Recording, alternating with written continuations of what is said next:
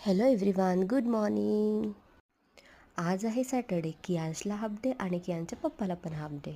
माझा नेहमीसारखा विचार सुरू होता की सकाळी उठल्या उठल्या काय नाश्ता बनवायचा. तर मग कियांशला टिफिन द्यायचा होता, तर मग मी म्हटलं चला आज उपमा बनवून टाकते. आणि रव्याचा उपमा तर कियांच्या पप्पाचा पण फेवरेट आहे आणि कियांशचा पण. तर इथे मी बनवत आहे रव्याचा उपमा.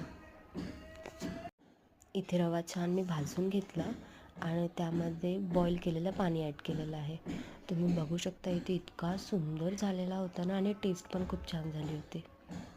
आणि मग मी कियांच्या पप्पाला दिला आणि इथे कियान चालला आहे स्कूलमध्ये. आज मी त्याला सोडून नाही देत आहे, कारण आज त्याचे पप्पा त्याला सोडून देत आहे स्कूलमध्ये. आणि इथे कियान चालला आहे स्कूलमध्ये. बाय.